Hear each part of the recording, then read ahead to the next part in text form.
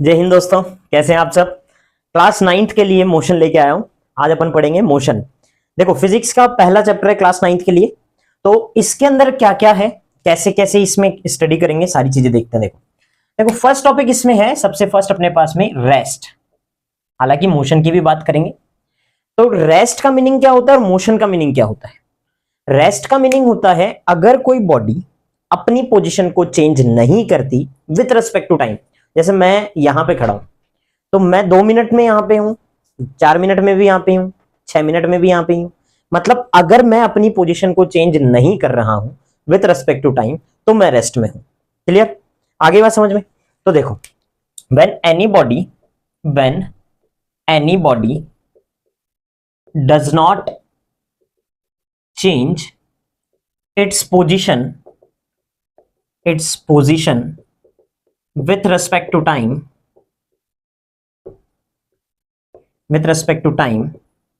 then the body is in rest condition,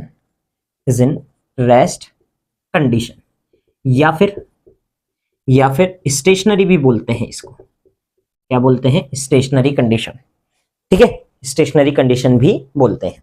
अगर कोई body अपनी पोजीशन को चेंज नहीं करती with respect to time, then the body is in rest position. अगर कोई बॉडी अपनी पोजीशन को चेंज कर रही है with respect to time, then the body is in motion. है ना। तो बॉडी किस में है? मोशन में है। अगर कोई बॉडी, मोशन क्या होता है देखो भाई, मोशन की definition, when any body changes its position with respect to time,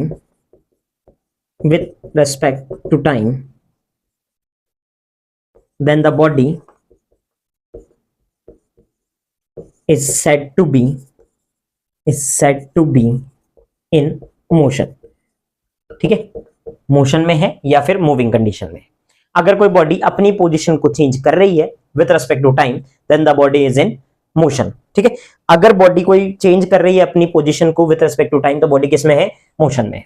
अब देखो भाई, मोशन में कैसे कैसे अपनी पोजीशन चेंज होती है ना, कैसे कैसे सारी चीजें होगी। क्लियर है। तो देखो, यहां पे फर्स्ट टर्म अपने पास में आती है। मोशन के अंदर टर्म्स हैं कुछ, उनको अपन को डिफाइन करना होगा, वो टर्म्स भी समझनी पड़ेंगी क्या क्या है। देखो मैं एक्सप्लेन करता हूं।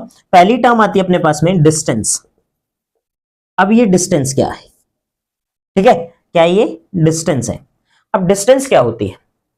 कोई भी बॉडी अपनी पोजीशन को चेंज करे विथ रेस्पेक्ट टू टाइम, तो वो मोशन में है। अब मोशन कर रही है जो बॉडी, वो जिस पाथ से जा रही है और उस पाथ की जो लेंथ है, वो डिस्टेंस है। नहीं समझे? आएगा धीरे धीरे आएगा। देखो एक एग्जांपल ही ले लेते हैं। तो देखो, ए पोजीशन है और बी पोजीशन है, ए और बी। ए और बी पे जाने के लिए 3 रास्ते बनाते हैं।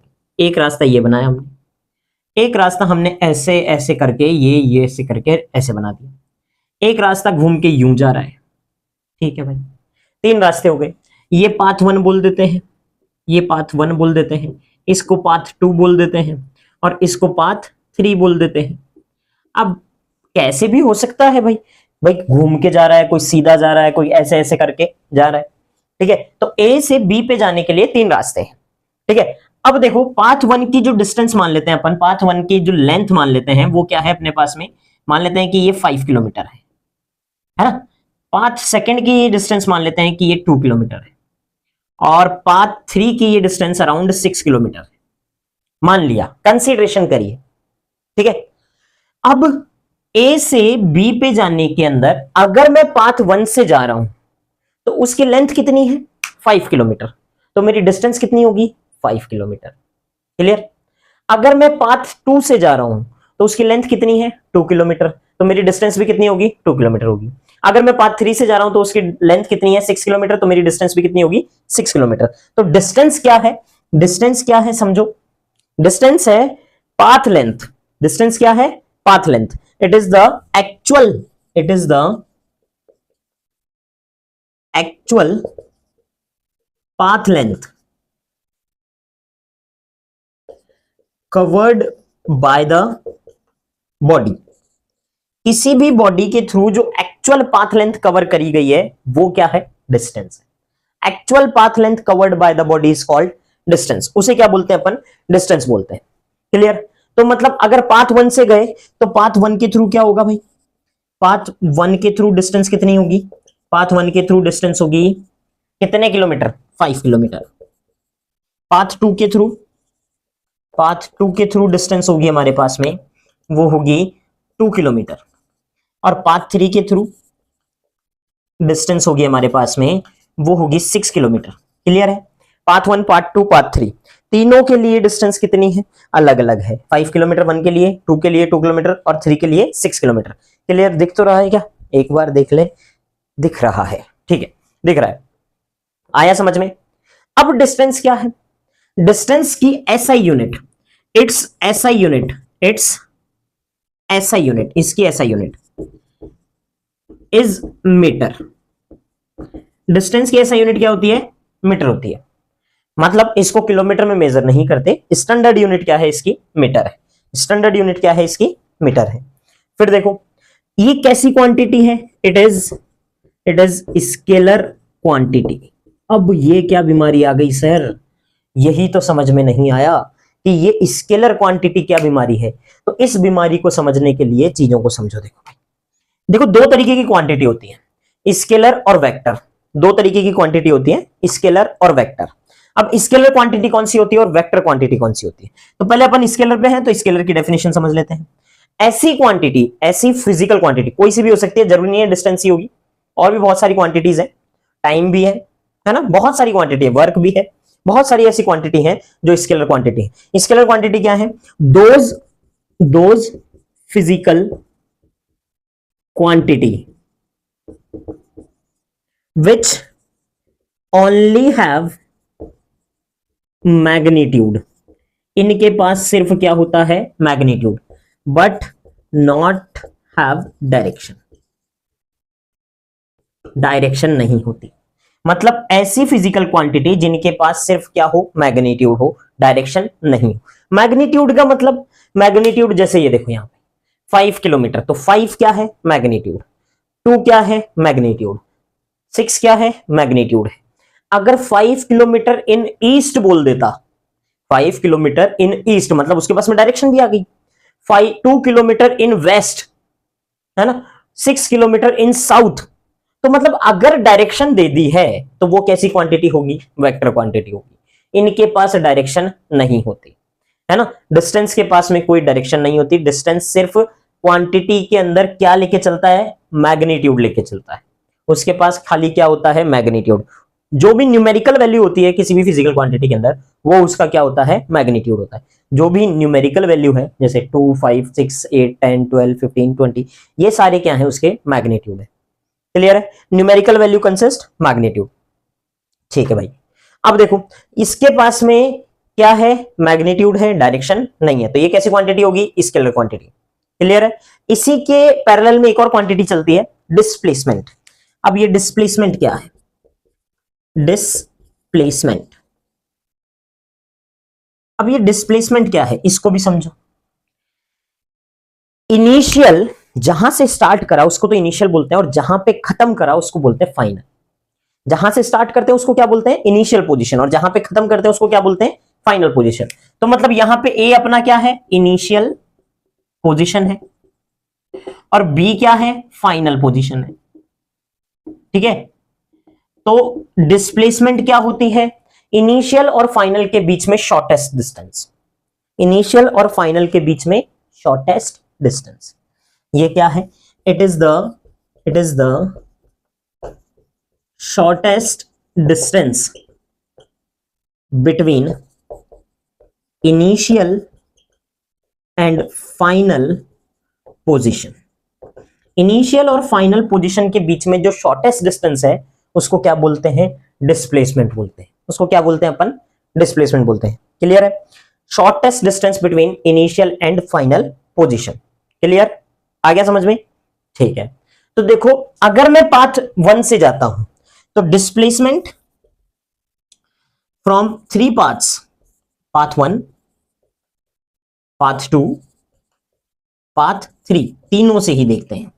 पाथ 1 से डिस्प्लेसमेंट कितनी होगी भाई? इनिशियल और final position, initial position A है और बी क्या है? Final position. अब पाथ 1 से गए तो डिस्टेंस तो कितनी है? 5 किलोमीटर, पर डिस्प्लेसमेंट शॉर्टेस्ट डिस्टेंस होती है इनिशियल और फाइनल के बीच में, तो शॉर्टेस्ट डिस्टेंस कितनी है इन दोनों के बीच में? 2 किलोमीटर। तो पाथ 1 से कितनी होगी? 2 किलोमीटर।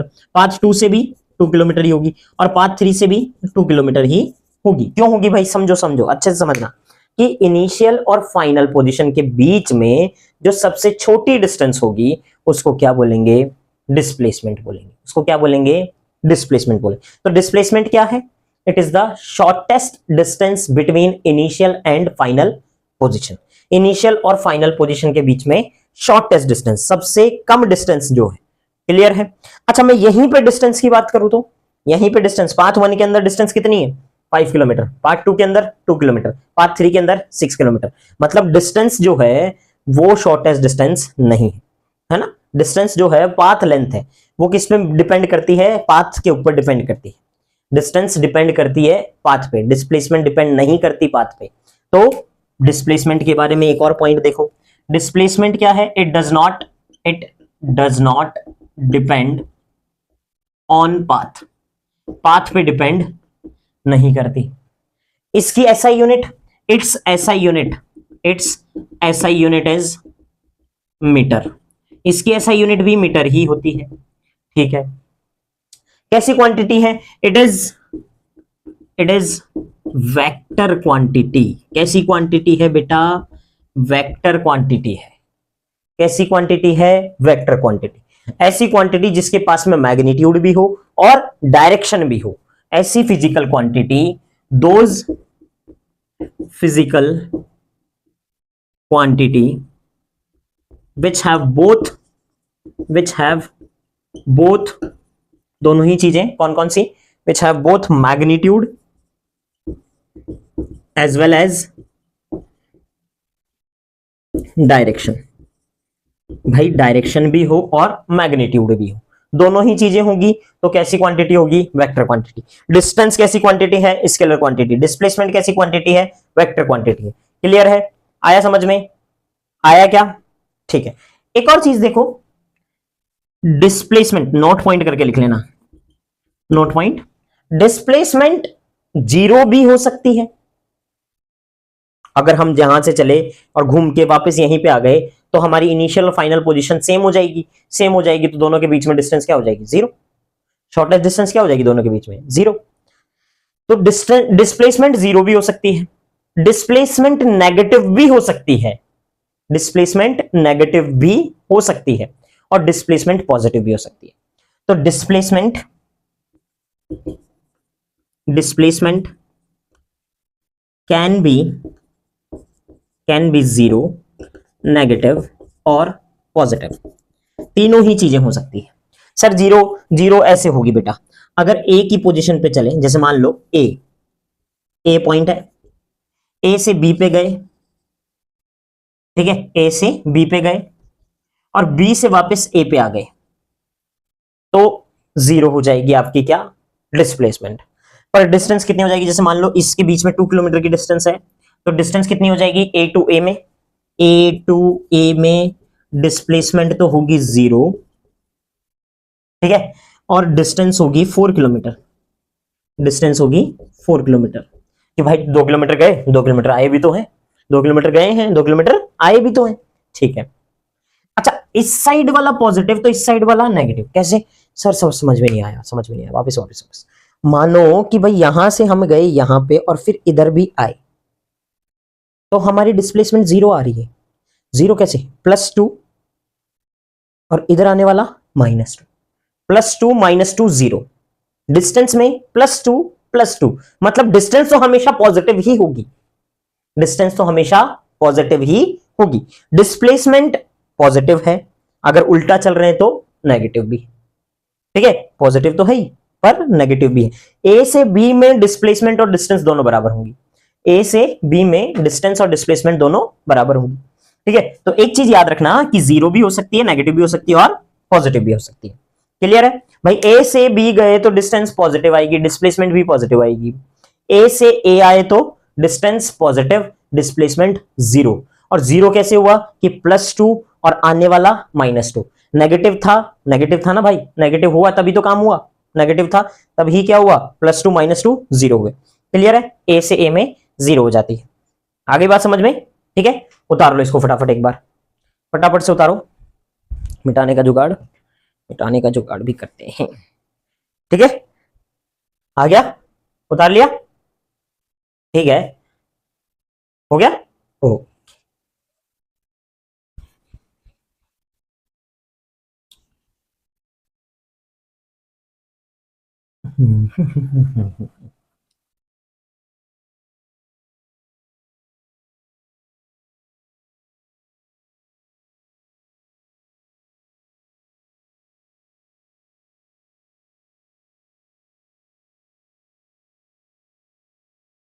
चलो भाई, ये मिट गया आपका। अब रिलेशन देखते हैं किस किस के बीच में, डिस्टेंस और डिस्प्लेसमेंट के बीच में, relation between distance and displacement. तो देखो, relation between distance and displacement, distance और डिस्प्लेसमेंट के बीच में रिलेशन। तो एक चीज समझना, जैसे हम यहां से चले ए से और गए बी पे, ठीक है, ए से बी पे गए, ए से बी पे जाने के दो ही रास्ते मान लेते हैं कि ए तो 2 किलोमीटर है और ये है 3 किलोमीटर, तो ये पाथ 1 और ये पाथ 2, ठीक है। ए से बी पे जाने के दो रास्ते हैं, पाथ 1 और पाथ 2। तो डिस्टेंस और डिस्प्लेसमेंट किसमें, पाथ 1 में और पाथ 2 के अंदर। तो डिस्टेंस कितनी होगी और डिस्प्लेसमेंट कितनी होगी। पाथ 1 में डिस्टेंस होगी आपकी, वो होगी 3 किलोमीटर, डिस्प्लेसमेंट 2 किलोमीटर।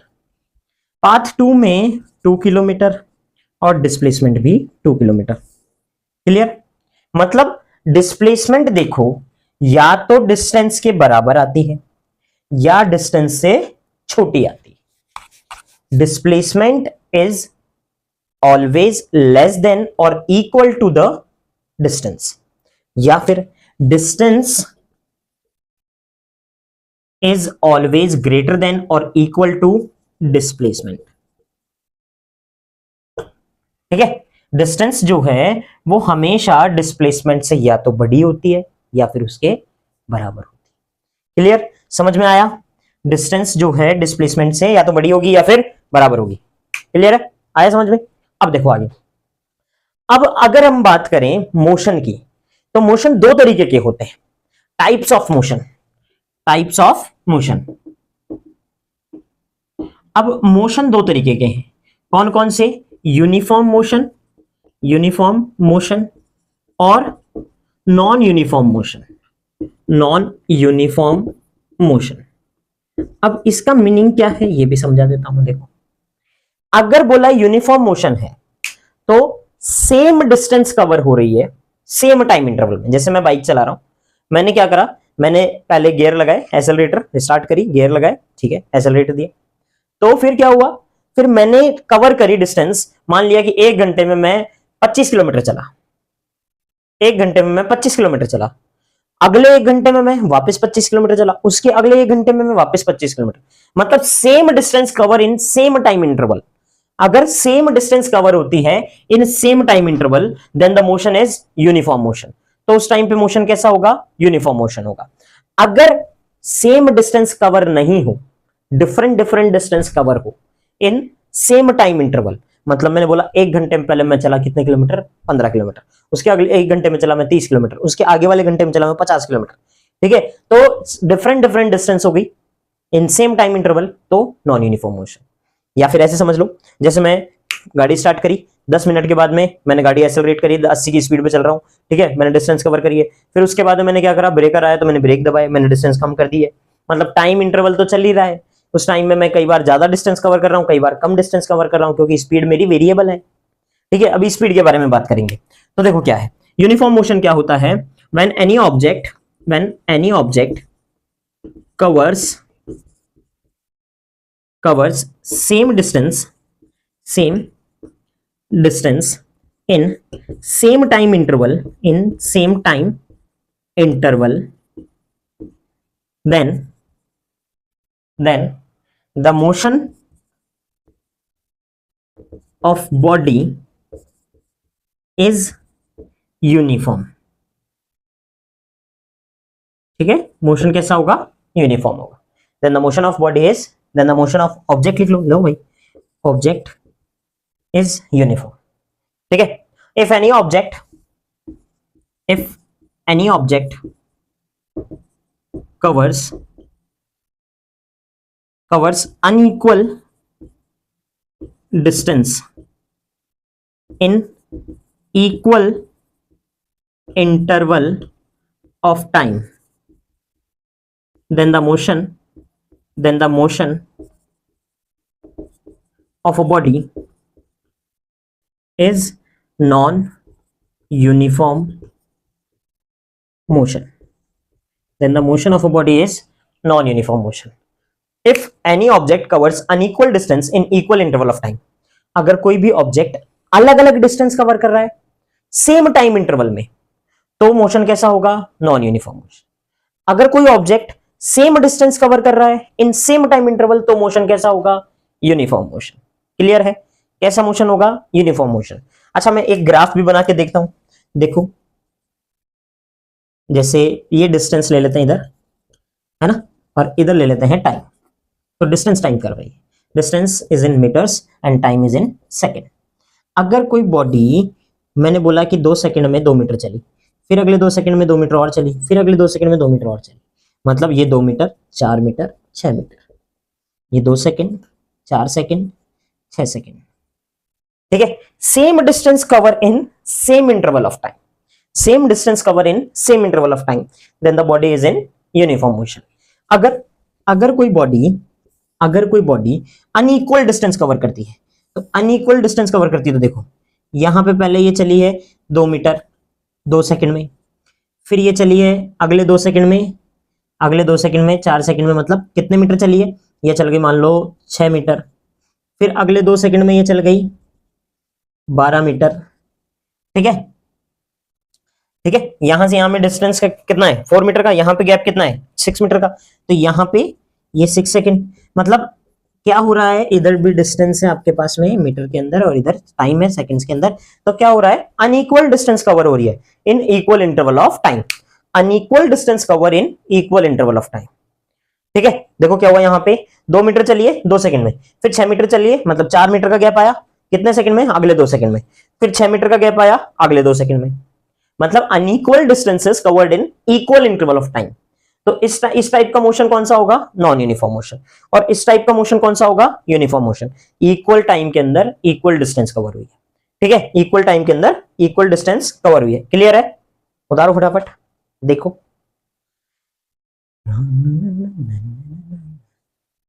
हो गया? मिटा दे, मिटा देते हैं भाई.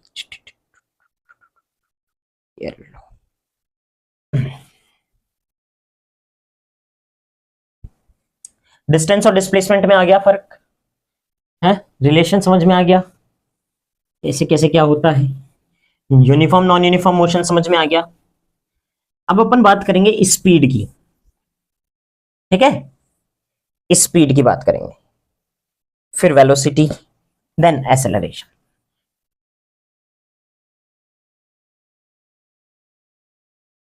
तो देखो, पहले बात करते हैं स्पीड की. बात करते हैं स्पीड क्या होती है. स्पीड रेशो है डिस्टेंस पर यूनिट टाइम. मतलब होता क्या है speed? Distance covered by body per unit time, या फिर it is the ratio of distance and time. Distance और टाइम का रेशो है कि कितने टाइम के अंदर कितनी डिस्टेंस कवर हो रही है, उससे अपन स्पीड निकालेंगे. तो स्पीड क्या है? It is the ratio of distance covered by the body to the to the time taken, मतलब speed is equals to distance upon time. Speed is equals to distance upon time. अब ये तो distance covered हो गई और ये time क्या है, टेकन, जितना टाइम लगा इसको कवर करने में। ठीक है, क्लियर है। स्पीड भी दो तरीके की होती है होने को तो अभी बताएंगे, पर पहले इसकी एसआई यूनिट देखें। इट्स एसआई यूनिट इज, देखो डिस्टेंस की यूनिट क्या होती है, मीटर, टाइम की यूनिट क्या होती है, सेकंड, तो it's SI unit is metre per second, है ना। एसआई यूनिट क्या होगी इसकी, मीटर पर सेकंड। डिस्टेंस कैसी क्वांटिटी है, स्केलर। टाइम भी स्केलर क्वांटिटी होता है। टाइम ऐसे थोड़ी बोलते हैं कि 2 बज रहे हैं ईस्ट में, 5 बज रहे हैं नॉर्थ में, ऐसा थोड़ी है, नहीं है ना। तो टाइम क्या है, टाइम के पास में कोई डायरेक्शन नहीं है, ओनली मैग्नीट्यूड है, तो टाइम भी स्केलर है। देन स्पीड कैसी क्वांटिटी है, speed is a scalar quantity. Speed scalar quantity, ठीक है, स्केलर क्वांटिटी है। स्केलर क्वांटिटी मतलब डायरेक्शन नहीं।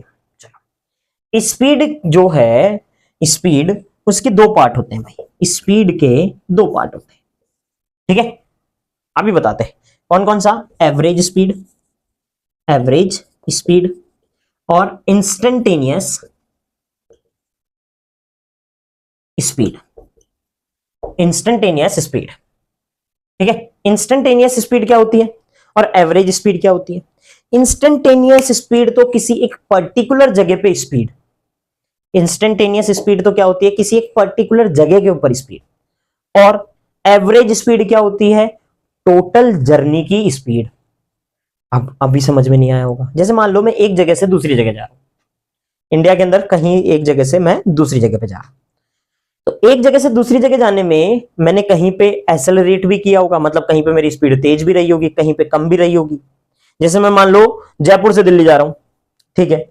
अब मैं जब जयपुर से दिल्ली जाता हूं, तो जब जयपुर से दिल्ली जा रहे हैं तो कहीं बीच में, कहीं पे भी बीच में, मान लो हरियाणा बॉर्डर पे, मान लो जयपुर राजस्थान और हरियाणा की बॉर्डर पे, मान लो कहीं पे, मान लो उस जगह पे मेरी स्पीड क्या रही होगी, 50 किलोमीटर पर आवर। पर उस टाइम पे एक इंस्टेंट हो गया, वो एक पर्टिकुलर इंस्टेंट हो गया, उस स्पीड को बोलेंगे इंस्टेंटेनियस स्पीड। पर अगर मैं बोलूं पूरे जर्नी की स्पीड देखूं तो मेरी आ रही है अगर 80 किलोमीटर पर आवर, तो मेरी पूरी जर्नी की स्पीड होगी वो एवरेज स्पीड। एवरेज स्पीड होती है एक जर्नी की स्पीड, जर्नी की मतलब कोई भी आप कवर कर रहे हो डिस्टेंस, उसकी स्पीड है, ठीक है। ये क्या है, किसी एक पर्टिकुलर टाइम के ऊपर स्पीड। जैसे मैं एक पॉइंट से दूसरे पॉइंट पे गया, तो बीच में कहीं पे कोई जगह पड़ती है, उस जगह के ऊपर मेरी स्पीड क्या रही होगी, वो मेरी इंस्टेंटेनियस स्पीड होगी। पर मैं एक जगह से दूसरी जगह गया, उसमें डिस्टेंस था मेरा 300 किलोमीटर और मैंने उसको कवर किया 5 आवर के अंदर, ठीक है, तो मेरी एवरेज स्पीड क्या रही है, तो वो 60 होगी। एक पर्टिकुलर जगह के ऊपर स्पीड देखी गई वो 80 किलोमीटर पर आ रही है, और एवरेज स्पीड निकाल रहे हैं तो वो क्या आ रही है, 60 आ रही है। दोनों अलग अलग चीजें हैं, दोनों अलग अलग चीजें हैं। ये तो पूरी जर्नी की स्पीड होगी, ये किसी एक पर्टिकुलर टाइम के ऊपर स्पीड होगी, ठीक है। अब ये हो सकता है ना कि भाई अगर रोड अच्छी है तो उसके हिसाब से हम गाड़ी चला रहे हैं, रोड अच्छी है तो हमारी स्पीड तेज होगी, रोड अच्छी नहीं है तो हमारी स्पीड धीरे होगी। अब जब हमारी स्पीड कभी धीरे भी हुई है कभी तेज भी हुई है, तो उस टाइम पे एक पर्टिकुलर टाइम पे पूछ ले जाए तो उस टाइम पे जो स्पीड है वो इंस्टेंटेनियस स्पीड है। पर अगर पूरी जर्नी की स्पीड टोटल कैलकुलेट करते हैं तो वो वाली स्पीड जो होती है वो एवरेज स्पीड होती है, ठीक है। एवरेज स्पीड और instantaneous speed, it is the speed of a body at particular instant, ठीक है, किसी एक पर्टिकुलर इंस्टेंट के ऊपर। और अभी 9th क्लास में ये निकालने को भी नहीं देता, है ना, 9th क्लास में इसको निकालने के लिए भी नहीं होता, क्योंकि इसके लिए कोई फॉर्मूला भी नहीं है, अभी हमारे पास में नहीं है, हालांकि 11th में मिलेगा, ठीक है। एवरेज स्पीड क्या है, एवरेज स्पीड है, it is the ratio of total distance covered by the body to the total time taken. दिख तो रहा है ना। एवरेज स्पीड क्या है, ratio of total distance covered by the body to the total time taken. मतलब समझाते हैं, देखो एवरेज स्पीड एवरेज स्पीड होती है total distance upon total time. ठीक है, एवरेज स्पीड क्या होती है? Total distance covered by the body to the total time taken का रेशो। ठीक है, जितना टाइम लगा, जैसे मैंने बोला कि एक जगह से, अब इसमें कर ही लेते हैं, क्वेश्चन कर ही लेते हैं। देखो ए और बी, ठीक है, ए और बी के बीच में डिस्टेंस है 500 मीटर की। ठीक है, और ये 500 मीटर कवर हुए इन 10 सेकेंड्स, 500 मीटर इन 10 सेकेंड्स। और यहां पे हम वापस लौट के आए सी पॉइंट पे, तो यहां पे हमारे पास में ये डिस्टेंस थी 200 मीटर की, और ये 200 मीटर हमने कवर किया इन नेक्स्ट 2 सेकेंड्स। ठीक है, क्लियर है? या फिर 4 सेकेंड ले लो, ये लो 4 सेकेंड ले लेते हैं। क्लियर? अब फाइंड सारे क्वेश्चन में कर देता हूं यहां पे एक ही तरीके से। फाइंड डिस्टेंस, डिस्प्लेसमेंट और स्पीड, एवरेज स्पीड ही लिख लेते हैं, average speed. First from A to B, second A to C. A से बी में डिस्टेंस भी बताओ, डिस्प्लेसमेंट भी बताओ, एवरेज स्पीड भी बताओ। ए से सी में वो ही तीनों चीजें बतानी। तो देखो साथ के साथ ही कर लेते हैं। डिस्टेंस क्या होगी, डिस्प्लेसमेंट क्या होगी, और एवरेज स्पीड क्या होगी। डिस्टेंस ए टू बी के अंदर 500 मीटर है क्या? ठीक है, 500 metre. Displacement, shortest distance between initial and final position, मतलब ए इनिशियल है और बी पे जाके रुके हैं, तो मतलब फाइनल है बी, तो इन दोनों के बीच में शॉर्टेस्ट डिस्टेंस भी वापस से 500 metre. Average speed, total distance upon total time, मतलब टोटल डिस्टेंस ए से बी के बीच में 500 मीटर, टोटल टाइम 10 सेकेंड। ठीक है, तो ये कैंसिल आउट होगा तो कितना आएगा? 50 मीटर पर सेकेंड, इतनी स्पीड है 50 मीटर पर सेकेंड। ऐसे ही इधर भी निकालना है, डिस्टेंस, डिस्प्लेसमेंट और एवरेज स्पीड। अरे आया क्या? आ रहा है समझ में? देखो वापस से डिस्टेंस की बात करें, ए से सी की बात कर रहे हैं, तो ए से बी गए 500 मीटर, फिर बी से सी आए 200 मीटर, तो कितना हो जाएगा? 500 प्लस 200 विच मींस 700 मीटर, ये टोटल डिस्टेंस हो जाएगी। डिस्प्लेसमेंट, ए आपकी फाइनल इनिशियल पोजीशन है और सी आपकी फाइनल पोजीशन है, सी पे आके रुके हो, तो ए से सी के बीच में शॉर्टेस्ट डिस्टेंस, सबसे छोटी डिस्टेंस कितनी है? ये वाली है। अब ये पूरी तो 500 थी, इसमें से ये 200 है और ये वाली 300 मीटर। क्लियर? ये वाली 300 मीटर, तो डिस्प्लेसमेंट कितनी होगी? 300 metre. Average speed, total distance upon total time, total distance 700 होगी, टोटल टाइम कितना लगा? 10 प्लस 4 14 सेकेंड्स। ठीक है, 14 सेकेंड्स, 7 1 जा 7, 7 2 जा 14, और ये 50 मीटर पर सेकेंड। क्लियर है? आया समझ में? आया क्या? एवरेज स्पीड कैसे निकालेंगे, डिस्टेंस कैसे निकालेंगे, डिस्प्लेसमेंट कैसे निकालेंगे? आ गया। एवरेज स्पीड का formula total distance upon total time. Speed कैसी क्वांटिटी है? स्केलर क्वांटिटी, इसके पास में डायरेक्शन नहीं होती है। ऐसा यूनिट मीटर पर सेकेंड। उतार लो फटाफट। चमक गया ना? चमका नहीं चमका? पता नहीं चमका नहीं चमका सर, आएगा धीरे धीरे आएगा, फिजिक्स स्टार्ट हुई है, आ जाएगा होले होले।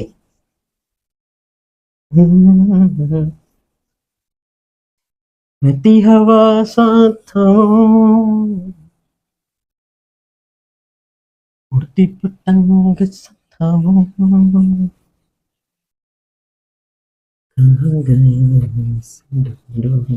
कोई कहीं नहीं गया इधर, ये सब चलो आओ। देखो एवरेज स्पीड हो गया, अब वेलोसिटी की बात कर लेते हैं। वेलोसिटी, ठीक है, वेलोसिटी क्या होती है? वेलोसिटी रेशो होता है डिस्प्लेसमेंट अपॉन टाइम का। वेलोसिटी क्या होता है? रेशो होता है डिस्प्लेसमेंट अपॉन टाइम का। तो ये क्या है? It is the ratio of displacement displacement covered by the body to the time taken। ठीक है, वेलोसिटी क्या होती है? वेलोसिटी होती है डिस्प्लेसमेंट अपॉन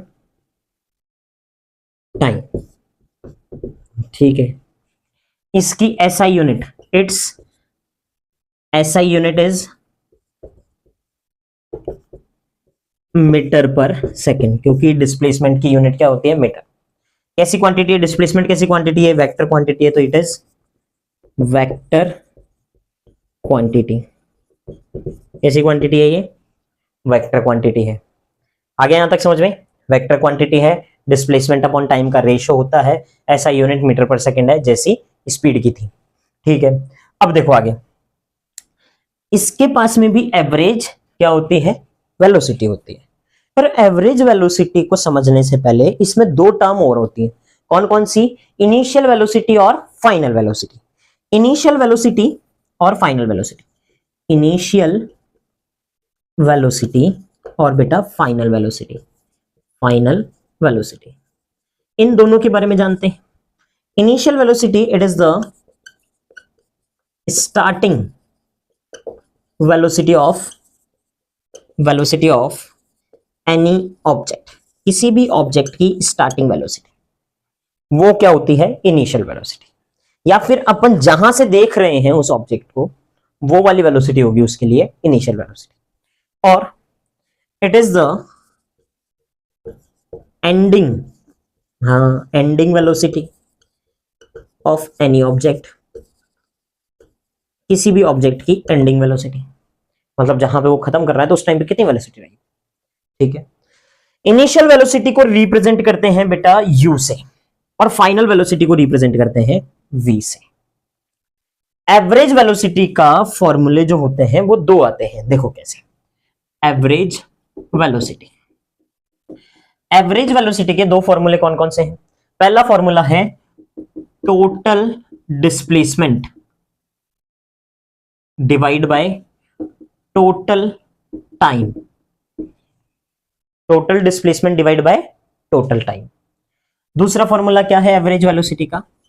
एवरेज वेलोसिटी का दूसरा फॉर्मूला है u plus v by two. Initial velocity plus final velocity divide by two. अगर इनिशियल और फाइनल वेलोसिटी दे रखी है तो उन दोनों को ऐड करो, डिवाइड बाय टू कर दो, तो एवरेज वेलोसिटी आ जाएगी।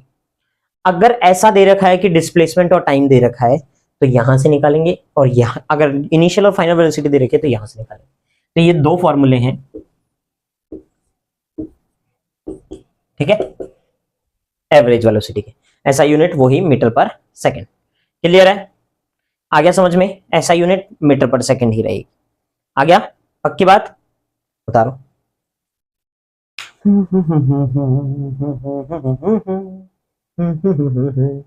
अब देखो आगे, आगे बात करें एसेलरेशन की। एसेलरेशन की बात करते हैं। एसेलरेशन को ए से रिप्रेजेंट करते हैं। इससे ए से रिप्रेजेंट करते हैं। एसेलरेशन होता क्या है? Rate of change in velocities. Velocities के अंदर जो चेंज आ रहा है उसकी रेट, मतलब a is equals to rate of change in velocity, change in velocities. ठीक है भाई, समझ में आया? रेट का मीनिंग होता है डिवाइड में टाइम। जहां पे भी रेट आ जाए ना तो मतलब समझ लो कि इसकी दर है, ये कितने समय के साथ में काम हो रहा है, तो डिवाइड में टाइम। तो a is equals to change in velocities divide by time. ठीक है, चेंज इन वेलोसिटी, वेलोसिटी में चेंज कैसे निकालेंगे? किसी भी चीज में चेंज कैसे निकालते हैं? फाइनल माइनस इनिशियल करके। जैसे मेरे पास में 10 रुपए थे, फिर मैंने खर्च कर दिए तो 2 रुपए बचे, तो कितना का चेंज आया? 8 रुपए माइनस में गया मैं, 2 माइनस 10। अगर मेरे पास 10 रुपए थे, फिर मेरे पास 1000 हो गए, तो कितने का चेंज आया? कितने का चेंज आया? 990 का, है ना? कैसे निकालोगे? 1000 माइनस 10। क्लियर है? तो फाइनल माइनस इनिशियल निकालते हैं। तो final velocity minus initial velocity divide by time.